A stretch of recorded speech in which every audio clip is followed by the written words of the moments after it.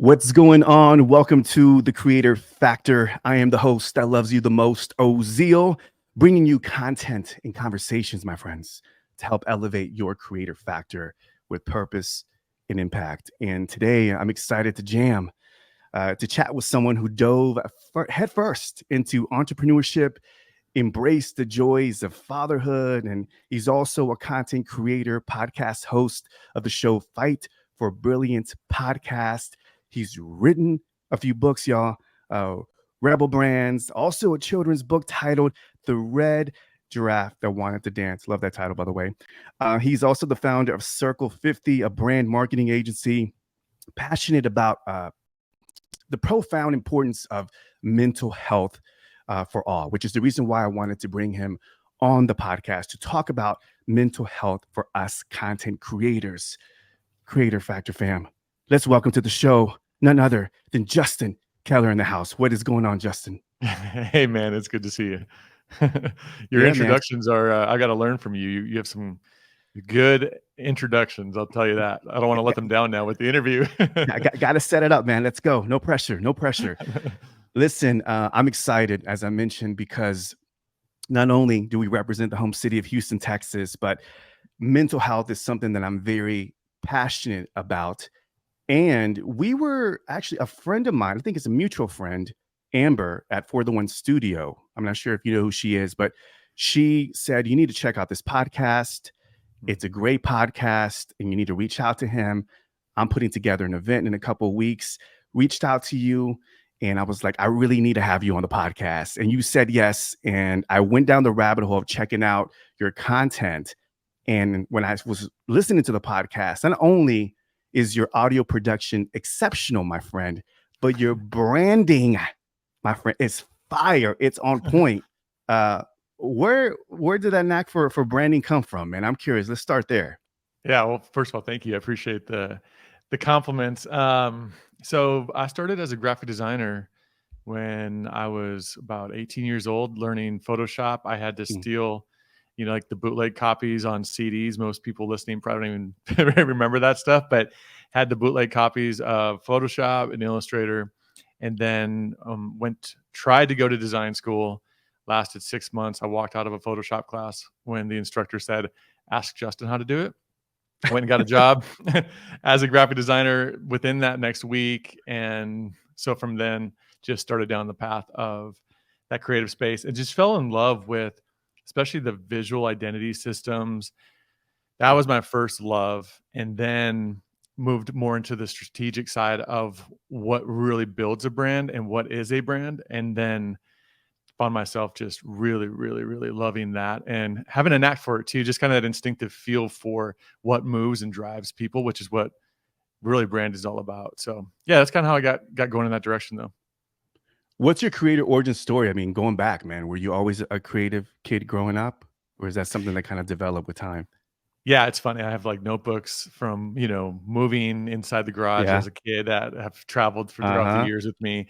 There's sketches of, me drawing, at the time, one of my favorite cartoons was Garfield. I have a sketchbook full of that. I would make characters. I was really big into like typography. Even as a kid, like doing block letters and stylizing them before I knew what typography was, of course. So yeah, always into arts, music, just creative type. The podcast makes sense now too, because I used to pretend to have a radio show. I'd use cassette tapes and like record it and all that. You probably did that too, I'm guessing. Same. I remember dreaming of, I was watching MTV. I wanted to be an MTV VJ. Like that was the dream. Like, growing, I was like, I want to do that. I want to interview people and have conversations. So it makes sense that we're doing this, huh? Yeah, it's funny how, it's fun to look back, isn't it? And to start to make sense of your life. I think Steve Jobs talks about it's only possible to really see clearly as you look back, right? And so it's fun when you ask questions like that because you think about it and you can appreciate it even more and just realize, look where I was. Also, I thought I feel like I'm far from where I was, but actually I'm not. I'm aligned with a lot of who I am and have always been, Yeah, it's cool. It's super cool to be able to go look back on that. I know that, I always share, and always when I coach clients, always ask them, what does home feel like? Like everybody, I Mm, believe, has a home. And you see people kind of go through adulting and go through like societal pressures of conforming, right? And mhm, kind of succumbing to the demands of society. And then they lose that childlike spirit.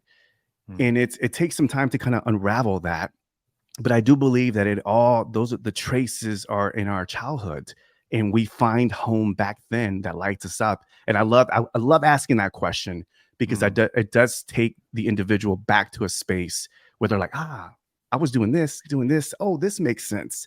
I think Yeah. it's a beautiful way to really kind of discover who you are, rediscover who you are, right? I think it's a beautiful question. I think that's a pretty cool question. It could also be a very complex question for somebody too, depending on what Mm, home was like. So, it's an interesting question for sure. yeah. You started your first business about 11 years ago. Entrepreneurship, man. What inspired? I know you got a job in design, but what inspired you to take that leap into entrepreneurship? I felt like my hand was forced a bit. So I had a pretty fun job at the time working in the nonprofit space as a creative director, large organization, being part of a lot of cool projects and with a pretty good budget for those projects usually, and leading people, leading teams. But I had plateaued and there was really nowhere else for me to go. And I am now divorced, but at the time I was going to be getting married. And I'll never forget my son's mom. She said on the second date, "All I want to do is be a mom and a wife." And so I was looking at my paycheck and realized, "Oh crap, I can't really do this." Uh-oh. Give her what she wants in this Right. trajectory. And so I had a job offer in Miami at another organization, and uh, just on a whim decided to say, this is before virtual teams, fractional, staffs were even really a thing too much. And I just said, I am starting a company and I can do what you need from Houston, because my soon to be wife at that time would not move away from family from Texas to Mm, Miami. And I'm so glad. I love Houston. So it was a job offer that I turned into my first client. And luckily for me, they said yes. And then I was at the gym shortly after that. And someone was talking about a rebrand project at a local community college. And he knew me from the organization I was at. And I said, "Hey, man, I'm actually starting my own business. So I would love to have a chance at that project." And he said, "Yeah." So it just kind of spiraled from there. Once mhm. I had one yes, I was like, okay, I think I might be able to do this. And I didn't grow up ever thinking I would have a business. That's for sure. So, but that's how it happened. A job offer turned into client. I do believe that there's a lot of accidental entrepreneurs, especially for our creatives out there. I That we mean, just kind of, go we ahead. don't fit. Well, we don't fit sometimes, That's right? I right. mean, That's and that, right. and I think that's That's right. that we can blanket statement and say creatives, and just think that we're meaning those of us who are inside of a space that is deemed creative, by societal standards. But the essence of all of us is this creative spirit. I mean, from the guy who can make sense of a spreadsheet, or gal, to the person who can put together a killer recipe, or someone who can just make a complex idea simple as an engineer. Like, Mhm, there's creativity in each of us. And so I don't think we all are meant to fit inside of these systems, but especially, the artist, we are just, a lot of us are wired to need a little more freedom and space, probably. And mhm. so you're almost forced to find your own way, whether it's a solopreneurship opportunity, which, many fit into as freelancers or whatnot. But you have to kind of find your own path and create that path on your own, I think, oftentimes. I don't know if you've experienced that too, but Yeah, let's dig into that because we've seen over the past decade, Justin, just this evolution of the creative entrepreneur. I mean, back then it was almost considered oxymoronic to think of creativity and entrepreneurship yeah. in the same sentence, right? But we're Mm. seeing an evolution, and I do believe, and I want to get your thoughts on this. Like, I do believe that the creators are the new entrepreneurs. We're seeing an evolution of creators that are evolving into bona fide entrepreneurs that are doing brand sponsorship deals, and they're freelancing, and they're creating services and coaching, consulting, etc. I'm curious to know your thoughts on kind of the evolution of where we've come from, especially since you and I kind of come from back in the day when it wasn't considered a cool thing to be a creative entrepreneur, to where do you see it going now? I'm curious to know for Ooh, content creators. yeah, that's a great question. I think that there's a few dynamics here at play, and I think one, it's a easy point of entry, right? There's a low barrier to entry, so that's a plus side. If you have an iPhone Mm-hmm. and you have uh, the ability to communicate, you can you can do something, or you have an idea, and you can capture it and Hmm. take that from idea form into consumption. Then I believe there's a lot of possibility.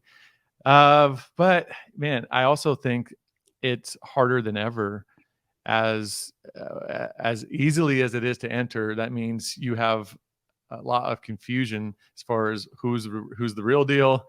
How do you differentiate? How do you separate, from what someone else is doing? How do you find your people that Yeah. are going to resonate with your specific brand? So I do think that, as easy as it is, that's the trap.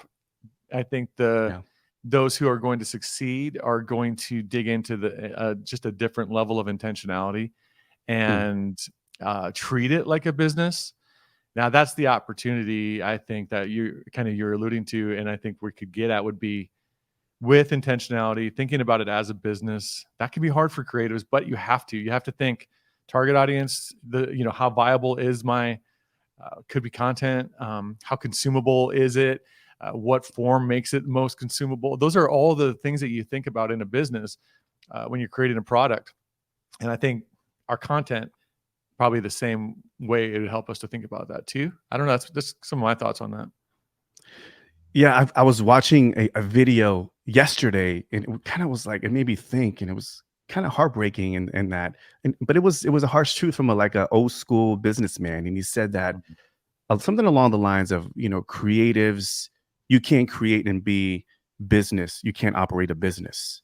Mm, So either there's like a creativity component, and then there's business operators, and the creatives are not good at business operating, so they need to hire a business operator yeah. to be able to run the business, because you can't do both at the same time. And I think that's the challenge, as you were alluding to earlier, of like being a creative, but really understanding the intent of this is a business. So the mindset, the mind frame has to change a bit right out the gate if you want to create something and obviously make something profitable, right? And run it as a business, which is something we're not Yeah. used to. Well, I mean, also too, it's this thing, that how would you treat this if it was a business?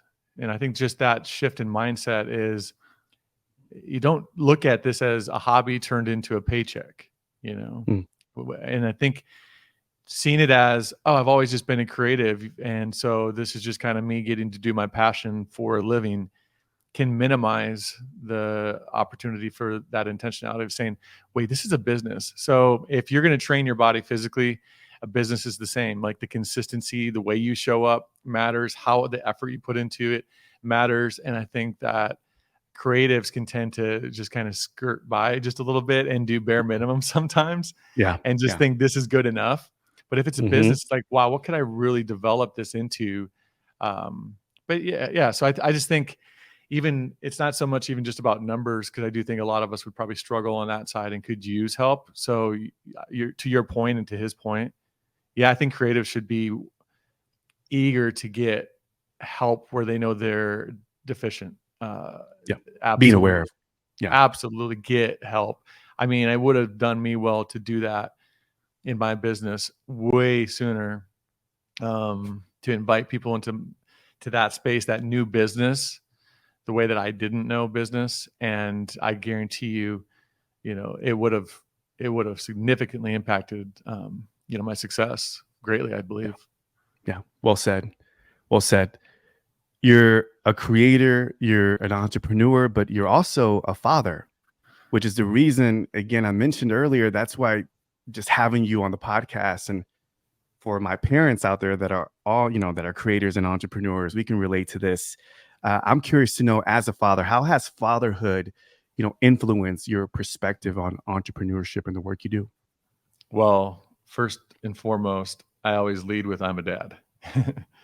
That comes before any other title, any Respect, other man. label that I have, on me at this current moment, which Hmm. any of those labels can go away.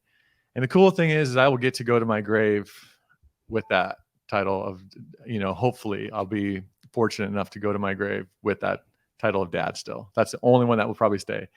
So, that's first and foremost. It's changed everything because, I will say when I started the business, I was going hard. And a lot of that was, um, I needed to. I had goals, and I had a wife at the time that had, a life that we kind of pictured together. It takes resources to do that, right? So, um, but when having a child and you start to realize and you learn the importance of your presence, it just changes the priority of the business a little bit, or it can. Yeah. It did for me. And what it's really shown me is there is no success in business that matters if my success isn't first at home with my son. Mm. And that for him to be able to rely on me for safety, security, love, and just that presence, if I don't have that, there isn't any endeavor that is worth the cost of compromising that. So it changed that for me because it slowed my pace down, Yeah. and it helped me really start to weigh the opportunity costs. And so if every opportunity, you will always have a load of opportunities, but every single opportunity, if you're choosing one thing, you are choosing that over another to some degree That's right. of importance, right? And so, I've turned down business when I was first divorced, and I had a schedule where Thursdays were one of those days I always had with my son. If a client asked for me to come do a session, I would Mhm. just tell them I can't do that date. That's a Thursday. That's my day with my son. Uh, do you have Non-negotiable. another date? Yeah. Do you have Yeah. another Yeah. option?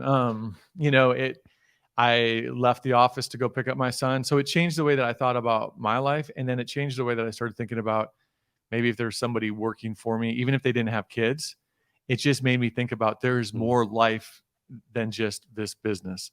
And there is a life they have outside of this business. So I think that if I had Yeah. to boil it down, it would be that is one of probably 1,000 things that, some of them I just probably do, you know, just kind of subconsciously and have changed without even realizing it. But those would be the ones I could put a handle on real easily and say, oh, 100% priority shift is the Mm. biggest change. And just seeing life is outside of this business. And that life outside can't ever be compromised because of this business. Yeah, the work-life harmony, brother, is just, such a challenge for creators. And I find myself struggling with unplugging when we're, especially when entrepreneurs, and it's we're on grind time, and we feel like we're losing. Whenever we're losing time, and time is being pulled away, that it's taken away from making money to provide. So this is this weird back and forth of like, Well, if I'm not working, I'm not providing. If I'm not there with my kid, then my business is sinking. It's just that weird spot, that I think we all struggle with, man. yeah, I don't disagree at all. But Yeah. there is also this opportunity, I think, that I'm trying to practice in my life, and that is Mm. just asking the question, what's the most important thing right now? And sometimes Mm. that is the business. That's the thing. So sometimes that answer is the Mhm. business. There was a situation just this week. I had a week with my son. I was supposed to still have the holiday on Monday, and I Mhm. had a client that a new project that was provided a nice chunk of change, but they needed the turnaround to be really, really quick. And I, you know, I had already had the week with my son. Technically, it would start the week with his mom, and so I just reached out to her and said, "Hey, do you mind covering this? This will allow me to do some other things that I need to do with him. And I think he's ready to see you anyway." And so, but it was what's most important right now. And I rarely make that just like, if it would have been during Yeah. last week and Yeah. my designated time with him, I would have never done that. Yeah. But there are times where like, that's the most important thing. So you know, yeah, it's a struggle, but what's most important right now is a good question, I think, sometimes Yeah, for, that's a great question. to at least ask, you know? Let's switch gears to creators that are feeling this constant pressure, Justin, to, we're always trying to, we see the image of success and Mhm. achievement, and it kind of goes along with what we're just talking about of just being on, Yeah. 24/7.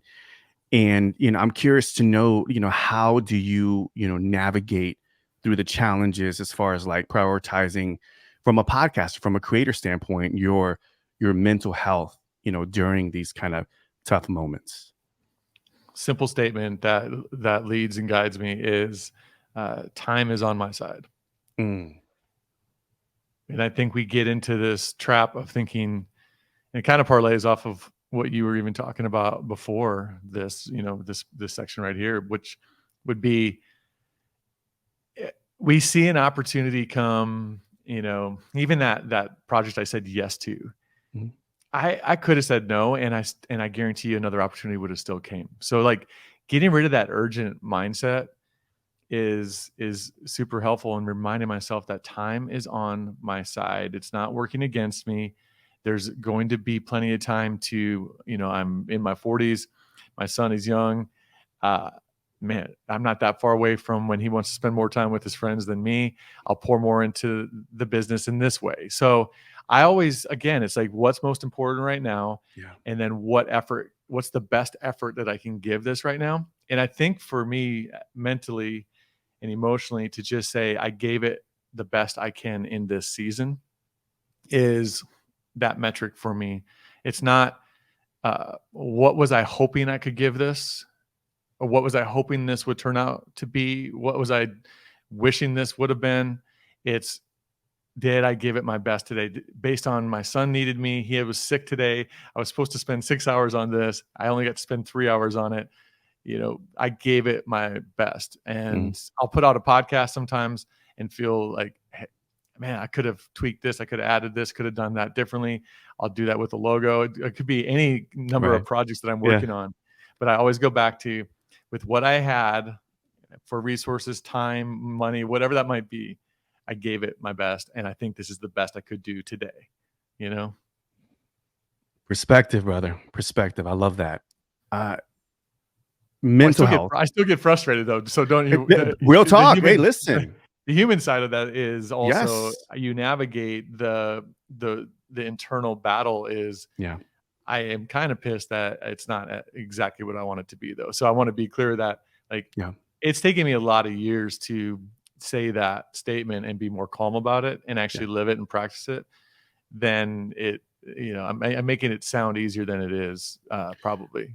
But I feel like you're practicing, and I think as creators, we want to get, and entrepreneurs, we want to get to that space where we're practicing more mindfulness and just being aware Yeah. of what our actions and our behaviors and our habits, and knowing that whenever we see time that we're missing with our loved ones, our kids, we just have to be aware of it and be able to kind of check some balances and figure, okay, I can't completely go extreme.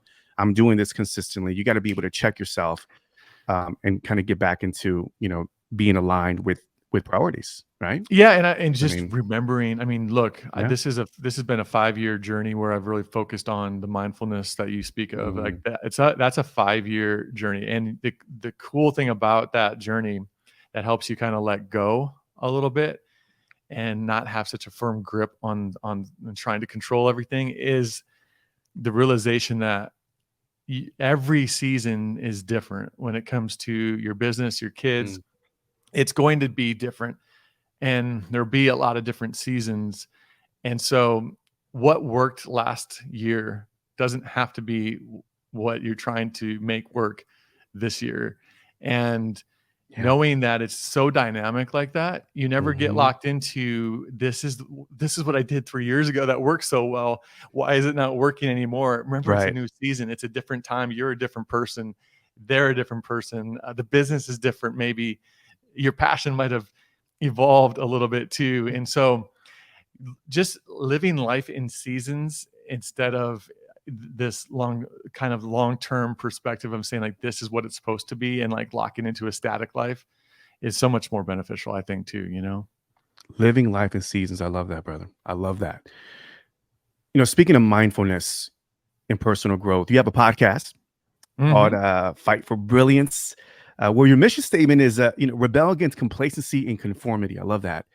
Personal growth and development, man. I mean, that's, you know, it resonates with me because I've been on the journey for like the last, 5 to 10 years where I'm kind of really digging into healing and discovering more about myself. I'm curious to know, man, launching this podcast and, having a segment where you have your therapist kind of dig deep into the personal growth and those deep conversations. As a podcaster, man, I'm curious to know, like, how has starting and growing this podcast helped you in your personal growth? What have you discovered? Well, you probably find this too, which is every time you sit down to do an episode, I don't care if you're doing a monologue style or you're doing an interview, y- it's a chance to put that curiosity to work, right? Yep. And so, one, I always learn something. It could be doing even like this, getting to do an interview with you where I'm being interviewed. I get to hear your story a little bit, and before we started recording, I get to know you, and it helps me connect to you in a different way than just seeing this podcast. And I think every time I do a conversation, it's like you get to learn other people's journeys, and I think that helps you reflect on your own. Can create more gratitude and appreciation for where you're at as well. So I've experienced that through it. Just also having something where when you're building a business, I always at least for a creative type, I don't know if this is true for everybody, but I when building a business, having a creative outlet that is not attached to something that has to be monetized, there's no pressure to make this thing be successful. I needed that part of my life back because the love of art and creating turned into a business, and with that there's a level of obligation that's Mhm. now attached to it, and it's sort of um, just I think inherently taints a little bit of the true love for it as you start to deal with clients, and your art is no longer your own subjective opinion. It is now their subjective opinions too, and they don't have to make sense because they're paying the bill. So for me, having the creative outlet of the podcast, it reinvigorated sort of the creative, I guess, spark in me, and it's helped me learn conversations, helped me learn how to Mm. prepare for that, how to Mhm. ask better questions, Mhm. listen better, Mhm. all of these things. You're great at it too. I mean, just Thank you, man. even interacting with you, you can tell you're seasoned in it, and you get that though from it. And I don't know about you, but what I've loved seeing is I have to be careful too that I don't turn every conversation into a podcast interview, with friends. But It's but inevitable sometimes, man. I it, mean, it is because I'm just curious, of and course. I love I've learned to love asking questions more Yeah, than trying to have all the answers. And so I I think love it's it. just makes you a more well-rounded person. Having it doesn't fit everybody, by the way. There's so many people that are trying to launch something like this, and think they have to have a podcast. It made sense and it aligned with my skill sets from editing to used to have a band. I knew how to, We're twins because I was also a musician. So again, a lot of similarities, brother, in our paths. I love it. Very, very cool. And one thing I want to speak on something that you just said, which, by the way, thank you for the compliment. I received that. One of the things that when with creators are starting a new YouTube channel or in the line of work that I do, where I help people launch podcasts, I do see and find that the most successful clients that have launched podcasts are the ones that are message over metrics. What I mean is that they're Mhm. not thinking about monetizing this. And I get it. Somebody might hear this or watch this and say, hey, but you guys are just saying we should treat it like a business. I understand that, but I do feel like this is a vehicle for conversation. And I don't see podcasting. Sure, can you make money from podcasting? Absolutely. But in the beginning, I do believe in honing the craft of having great conversations, delivering great content, and learning the skill set of what we're doing right now. And that takes reps, that takes time, it's craft. And I do Yeah. believe in the fact of sometimes it's just beautiful just to have a conversation without the thinking of monetizing it or doing something with it from a business perspective. I do see this refreshing. Like this isn't a business for me. This is simply a vehicle to have amazing conversations with guests like yourself, Justin. Mhm. And if it turns into something great, but my mission again is just to simply help in hopes of through osmosis, somebody listening to this podcast or watching can get some value from it. And that truly is from a teacher's perspective. Yeah. And I feel like you and I are aligned in that regards. And I feel like I wanted to speak on that because podcasters and YouTubers that are watching this, it's like, I want to monetize. I'm like, get good at this first, create content, develop your skill set. Then you can talk Well, about monetizing the platform. That's a different topic. it is, but I mean, if you think about what's the intent, so intent is That's everything. it. So what's the intent? So for like again, if you go back to what I said, Yeah. what I thought was important for, and I think stands to be true, is that have obligations Yeah. and then have an outlet. Mm, And when you I like have that. I like that. when you so if immediately, and usually we have obligations because we need to provide either for ourselves or our families, and you can't neglect that and just think life gets to be this fun roller coaster. I'm going to go, where I just get to go do these fun things all the time. But what you can do is you can test the waters. And so, you can, if you're patient, instead of starting the podcast saying my intent could be, I would love for this to be something that I can do full time. Okay, cool. I love that Mm, intent. Let's kind of start, with backward now and work our way back and ask, all right, but so what does this season hold? This season mm, is practice. This season is reps, like you just described, right? And get that locked in and say, I'm giving myself 6 months to a year where I'm going to put out 2 episodes every single month. I don't care how many downloads are there. If I can avoid looking at the metrics, I'll avoid it because this is not yet in this season the business. Then what I'm going to do is in 1 year, I'm going to actually start to put effort into growing it. Okay. And so whatever that looks like, I'm going to do that for 3 to 6 months. Then my next goal is to get my first sponsor. Okay. We're talking already at almost a year and a half to 2 year window right now. I haven't let go of my obligations, and I've taken this cool intent and desire, but I've brought it into, again, these seasons that it can live within. yeah. And so I don't ever get mad at my obligations and despise them either at that point, because I know Yeah. they're necessary for me to move toward what I desire, So yeah, I don't know if that makes sense or not, but That makes total sense, and I've never heard of that breakdown. I think that puts a lot of perspective for creators watching and listening of like just the seasons. Once again, what is the intent? And I think breaking it into different phases helps in just growing into the art form. I heard it in a different way. Justin, check this out. I heard mm, um, a mentor said the three phases are get going, get good, then mm, get great. get And going.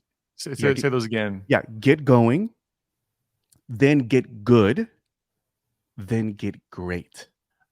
Cool. I like that a lot, actually. Yeah, very similar to what you said.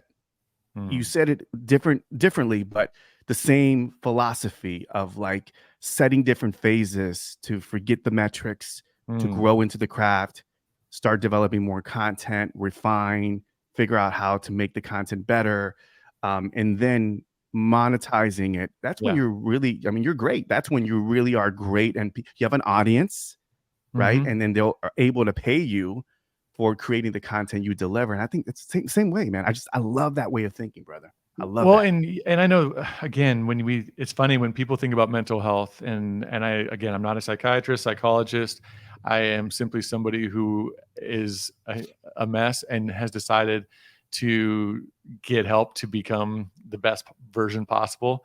And Mhm. it's your physical health that impacts that, and it's your Yeah. mental health that impacts that. So I consider myself very much an advocate for mental health. But Yeah. but it's really simple. So you want to start improving your mental health as a creative entrepreneur. Well, it's like, I think Seneca said, we suffer more in imagination than reality.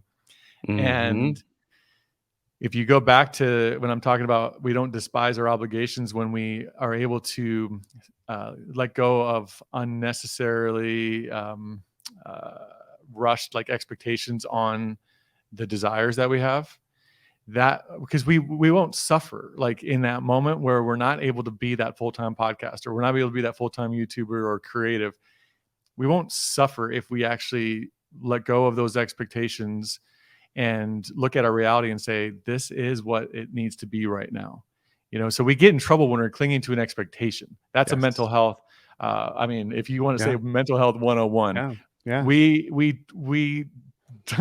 we bury ourselves in expectations, and then we live underneath all of these disappointments because we're clinging so tightly to expectations. And so if you want to start to improve mental health immediately, you need to let go of the wrong expectations on things and learn to go with the rhythm of life a little bit more, I love that. Everything you just said, I'm like, yes, yes, yes. What do you do for your own mental health, man? Do you have any Mhm. practices, any rituals, any habits Yeah. that you can share with our creators out there to kind of practice mental health and mindfulness? Movement is a baseline for, if beside the fact that I go to a therapist consistently and have for 6-7 years, take that aside. Let's say someone's not ready to dive into that, because there can be many reasons why they don't feel like they need to go see a therapist. That's fine. I'm not going to tell you have to. I think it'll help and it could Yeah. be beneficial. But let's take that out of the equation and really meet people with where they're at, saying maybe there's a stigma around therapy. They don't want to do it. Movement is the first place I would start to improve my mental health. There's something about getting out in nature, being outside, not just a treadmill inside the gym. Walk outside, just walk. Maybe you're not a runner. I'm a runner, but get outside and walk, and um, and just feel and hear things around you. So don't wear headphones and wear music or listen to music even. I think that's a big one. I try to practice some silence too. So I'll just sit outside sometimes. I'll sit inside too, but I like it outside better, where I'll just give myself 5 minutes. I try to just sit in silence, and it's hard. My mind wanders quite a bit, but I'm not into meditation. I mean, it probably would be beneficial. I'm not against it. I just don't practice it. Yeah. But I journal as well. So I write Okay. pretty much every single morning, every single evening. I'll take a minute to write. Um, and usually gratitude is a practice that I incorporate into every single day. I mean, it'd be rare that I miss it. Finding just one thing to be grateful for, yeah, I think improves mental health. And it seems simple. That one is one everyone's going to laugh at and downplay. But it, again, if you go through a pretty crappy day and you're in a tough marriage, or your business, you lost a deal, like whatever it is, that stuff just weighs on us. I think, being able to find one thing in that day to still be grateful for Yeah. carries more weight than you realize when you end the day like that. And then reading, constantly putting things into my mind that I through reading, especially, and some podcasts, but putting something into my mind, changing the way I think, and challenging the way I think. So I try to read things that I have one mindless book always. And that one's just before bed, just read. And then I have one kind of deep dive book that I'm always in, where I might take 6 months just to get through it. It's like read a couple pages, write down some thoughts. But those are the practices that I have, that besides therapy, that I feel have made a really, really big difference. What are you currently reading? What are you reading? So I am rereading Man's Search for Meaning. Oh, it's a classic book. I have yet read that book, man. I gotta pick that up because Here's what everybody says you got to read it. here's what I would say about that one. So it is a fantastic book. There's a book that that is called "Say Yes to Life in Spite of Everything," and it's Viktor Frankl. And so I could get the story wrong on this, but I believe he was writing that and had part of that manuscript with him when he, he's a Holocaust survivor. So when he was in the concentration camp, I believe that's what he was writing and working on. And so Say Yes to Life in Spite of Everything is a really cool precursor to read before you read Man's Search for Meaning. I did it accidentally in that order, and I'm so glad I did. But so anyway, I'm going back now reading Man's Search for Meaning. I'm also in a relationship book called Us, and that's also a reread right now. And then I'm in a business book that I was so scared to read because I hated the title, and I'm almost embarrassed to talk about it. But it's been really cool. It's a Dan Sullivan book called 10x is easier than 2x or something like that. Okay. I haven't heard that one. And so I hate the 10x thing. Grant Cardone has pretty much branded that thing to be, if you're not a billionaire, you're a failure. Yeah. And there's a little, it's almost like David Goggins on the running side of things, where if you're not in pain, you didn't do it right. And so I'm not very connected to extremists in that sense. But what I do love about the 10x is easier than 2x. It's really a timely book for me as I'm looking at things in my business, other endeavors that I'm going to start pursuing. And one of the biggest takeaways from that, I know I'm going on a rant about this, but is applying the 80-20 rule in your business, and also helping you think about, so you're doing less of the right things to make more progress, and then also placing a higher value on what you're doing and then who you're working for. So it's a really cool book for creatives listening to this, because even if you're just a freelancer, like you've called yourself just a freelancer, you're not just a freelancer. You could probably expand your vision a little bit for what's possible through the skills and gifts that you have. So it's actually a book I'm surprised that I'm recommending right now. Okay. Because I give it to me again so much. 10x. What is it? Is it 10x? 10x is easier than 2x or Is something like that. easier than 2x. Okay. Did you find it? I'm gonna I'll look it up, and then I'll make sure that it's in the show notes. Yeah, it's 10x is easier than 2x. 2x. And Okay. It's by Benjamin Hardy and Dan Sullivan. Yeah. That subtitle on that is something about how entrepreneurs achieve extraordinary success. So that's why, man. What are you in right now? Man, I am it's funny that you mentioned David Goggins, because I'm wrapping up his and I love some of the motivational stuff, and somebody recommended his latest book, Unfinished. Okay, how is it? So far, I mean, it's okay. I mean, I hear what you're saying about and again, there's different type of creators and entrepreneurs and leaders out there. And one of the things that I'm becoming more mindful of, Justin, and we were talking about this earlier, is just finding the leaders in our space, the creators that you resonate with. And there's not for everybody. Like there's the go hustle, but then you got more of the minimalistic creators, and you got different leaders with different philosophies. It's not about right or wrong, but I find myself gravitating as I'm getting in this stage of my life where I believe in minimalism, man. I really do believe in less isn't more. And I'm trying to get to this space where, I'm not feeling like I'm on this hamster wheel. And I think that's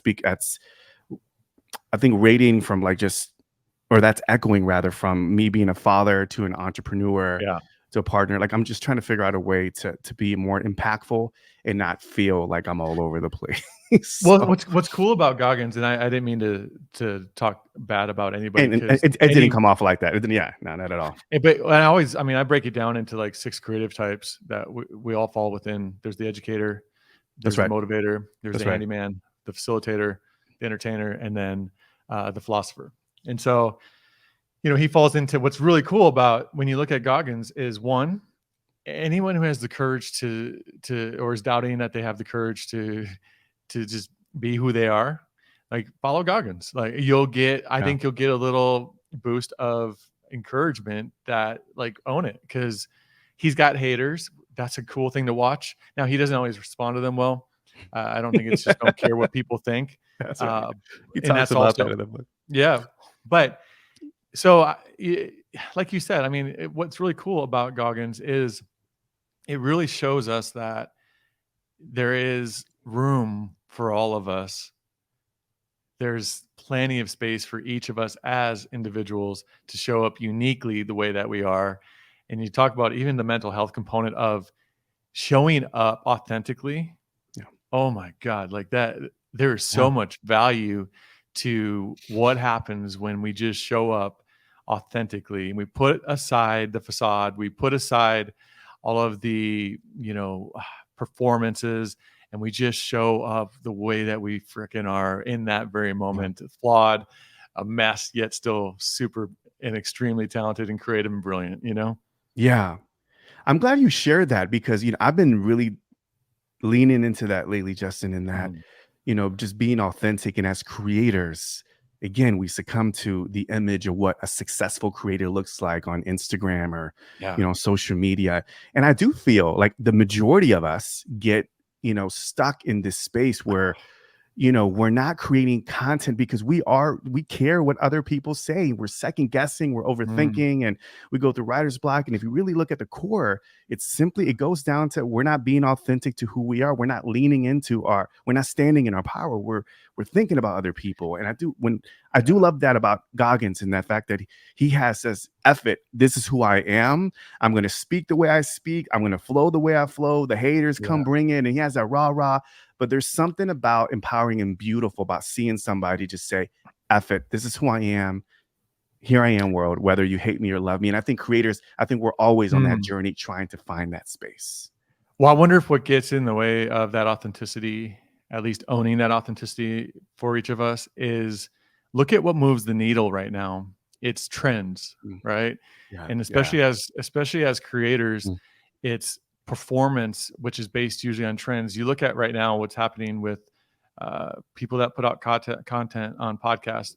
They'll all take their clips. Now their AI tools that are out there are encouraging everyone to basically look and feel the same. So the same kind of captions, same style, and it's fun to watch because that's chasing a trend, and that will jack with your mental health. You want to talk about like messing yourself up? Is just being a trend chaser, and so I looked at as I took a hiatus from social media for about a year and didn't post anything. And when I came back on, that was one of those things where I was like, all right, I've been watching everybody just do what everyone else is doing. And I don't want to do that. And it's fun to watch because some perform well, but it's because they just have really good content. And they could have the crappiest captions, they could have no graphics or no branding. And they have a lot of impactful things that they say. There's others who, here's what's fun is if you're just putting out a bunch of volume and it's quantity over quality, even those none of these trends matter. None of these things that you're chasing matter because you're missing the core of what drives the needle long term, and Mm. that is always going to be known for something, having a specific value that people tend to look to you for. Yep. I just talked about that. I just talked about that recently about, what do you want to be known for? And I love that. I love the trend chasing and how that could be detrimental to carving out your own Yeah. voice. And I think that's such a profound statement you just shared, man. As man, we can dig into that because you mentioned Mm. AI. I'm like, we have to do a part 2 on this and get you back on the show. As we land the plane, I got 2 questions, and one just popped Yeah. up in my head. One of them being, you being a podcaster, Mhm. brother, I'm curious. I know we talked about, the fight for brilliance and where you're going with it and kind of how you learned personally through the podcast. But being in the podcasting space, you have about 144 episodes in the can, like, Yeah, right? just I think that's right. I'm you've been 145. it. You've been in it, man. You've been in the game, bro.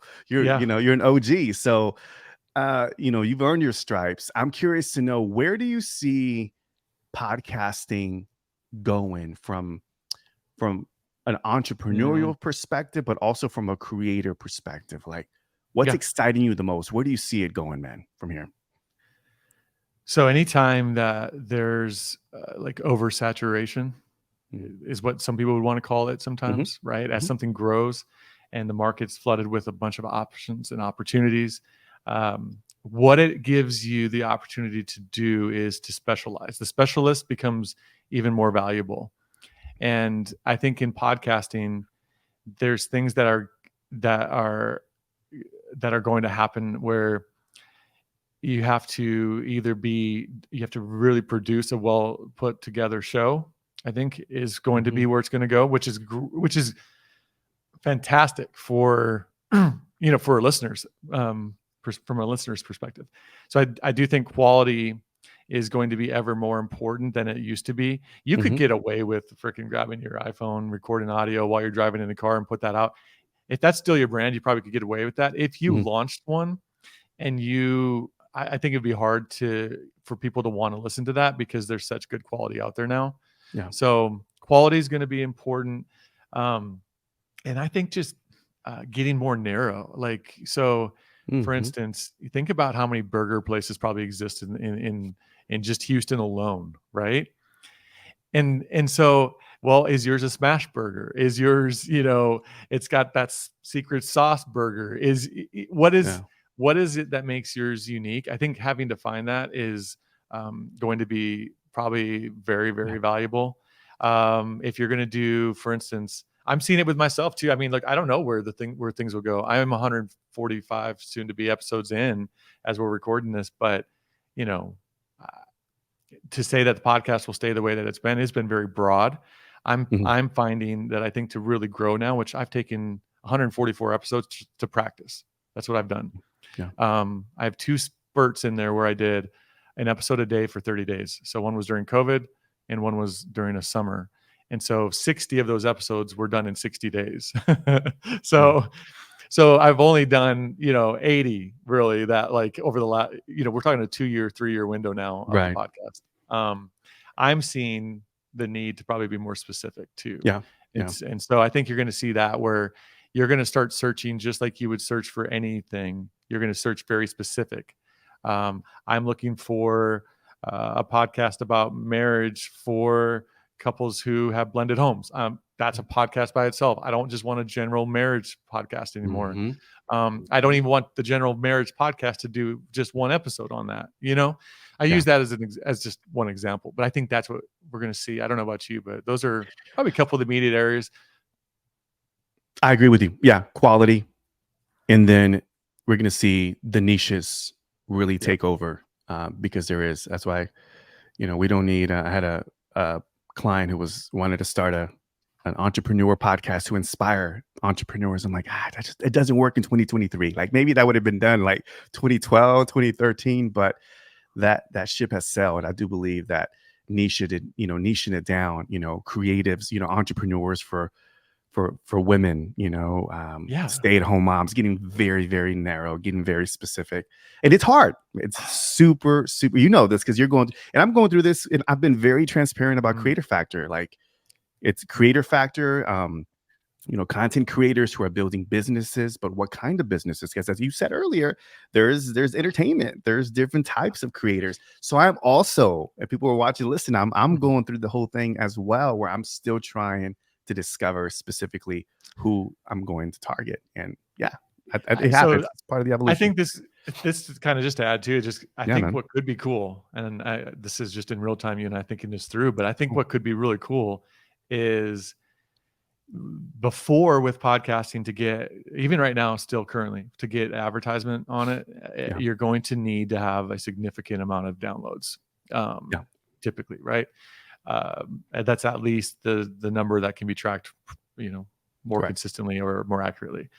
Metrics are pretty tricky on this. I feel like still on podcasts. So that's the waters are a little muddy, but they'll let's just say you need a lot of downloads per episode per month, whatever that is. Okay. What I think could happen though, and I think the opportunity is probably here right now, is if you niche down, I think you could have, if you had, let's say I'm going to start, I'm going to create, let's take my kids' books, right? The kid book that I wrote for my son. Let's say I take that, and for every book, I'm going to also do a stuffed animal. Okay. And these are just teaching little kids lessons about leadership. And this is just for parents that want to teach kids about leadership as a kid. Okay. I just narrowed it down even this is what I do with my clients on the branding space, but Mhm, that's mhm. narrowing Love it it. down. So I could have, let's call it 200 downloads, per episode, let's call it. Okay. But I know that that group, if I move them over to Instagram, that 200 can grow significantly from just 200 downloads if I do it well, to where they become, I put out content that's now also very palatable. I put out content that is just desirable, whatever that might be. I think you can get advertisements if you combine, if you go to them and say, I have a very specific group of people. I have Yes. parents who are teaching their kids leadership. You have a leadership consulting business. Do you want to do, or whatever it might be, or could you have a daycare? You have you're a pediatrician. Would you want to sponsor, opening, say, the opening part of the show for, $1,000, this quarter? I think you can do that Yeah. better and more immediately with less downloads if you have a very specific group. Would you agree? 1000%. Yeah. Which I think should be a motivating factor and even more reason for creators to really start considering the importance and the benefits of niching down. The more Mm-hmm. niched, you don't need the big download numbers, very targeted. And as an advertiser, from the flip side, that would excite me if you said, hey, I have 1,000 enthusiasts that Yes. listen to this podcast. Not a big number, not 10,000 or 20,000, but 1,000 targeted listeners that could be potential buyers Well, in this space. well, That's that's why exciting. that's kind of why I said, though, if you take it from Love that. podcast to newsletter or to Mhm, social mhm, media, I mhm. think you can show better metrics that say, Yeah. when I post something, I only have 500 followers, but look at my reels, all get 2,000 views. They get shared at least 6 to 10 times. There's accounts with 30,000 that you're probably supporting right now or have coming to you with podcasts, Mhm. and they're only getting 500, views. So my engagement's good. That means my audience is connected, and I would love to have you be a part of this community. Boom. That's it. I think we created the whole sales pitch, man. I think we need to just we did the whole script right there. Justin, you got it, man. Let's go. Unfortunately, I think in scripts, in sales pitches. Yeah. To close this out, man, this has been fun, bro. This has been fun. I always ask, our guest, the show's called Creator Factor, and we want to know, like, if there's like only one creator factor that every creator should, learn, master, or understand, what Mm, would that be? sales. Sales? Hmm. Yeah, because Expand. if you can't sell, it depends. Like if you're wanting to create for a living, let's say, you have to learn sales. I feel very fortunate. Like I started in doing radio sales when I was like 20. I had a band. I had to still pay the bills. So I had experiences like that. I did that for a print shop at one point too.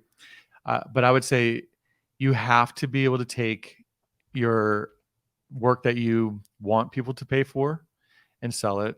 You also have to take the work that you create for a client and you have to, or an audience, and you have to convince them, sell this idea, why they should listen to it, why they should buy it, why they should agree that this is the right logo you created for them, whatever it is. So sales is always part of the process of making sure your art is as effective as possible, I think.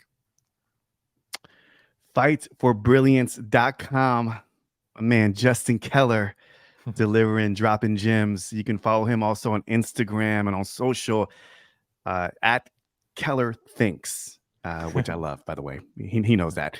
Of course, check out the YouTube channel as well. Go there and hit subscribe, like, and hit the notification button. He has amazing content. And like I said earlier, his audio production by far, when we talked about quality, Justin is talking about quality, because if you listen to his audio content, sounds amazing. Along with all his content that he puts out on social. So be sure to check it out. Justin, man, it's been fun, man. I feel like we Yeah. can go on. And I know we're going to be doing other podcasts together. The fact that we live in Houston, we're going to be meeting soon over coffee Yeah. and making this happen live, because I love doing this, but I always share this with my audience. I love the idea of doing in person. Nothing beats in person podcasting. Nothing. So we're going to have to make that happen. There's something about that connection. I appreciate you. I appreciate your spirit. And I just want to leave this conversation just telling you that I also admire your willingness to put effort into this, to put your heart into it, because it's obvious. And so that is something I respect a lot. I received that. Thank you, brother.